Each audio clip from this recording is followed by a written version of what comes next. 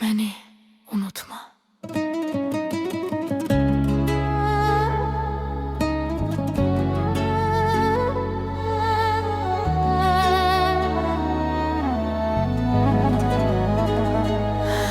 Doya doya yaşamadık bu sevginin baharını, kışını.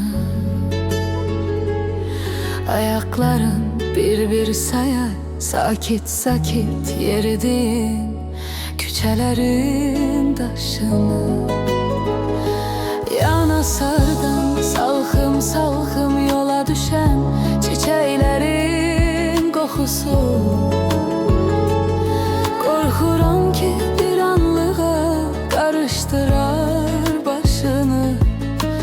Birden beni unutarsan unutma.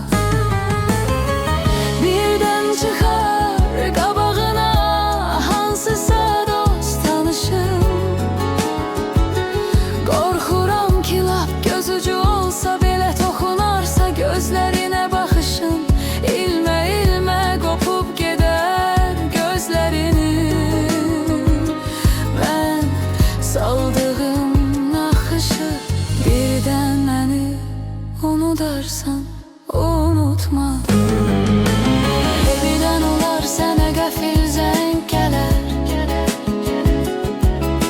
Şirin şirin gülümsəyib danışarsan, keçərsən. Ah çöhrənə çiçək çiçək rəng gələr.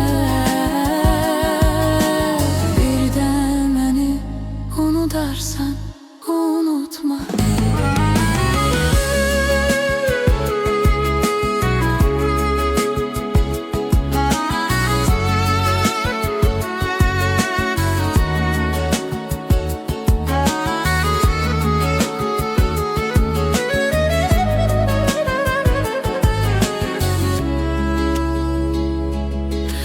Birden olar bir dondurma şirinliği dodağına toxunar.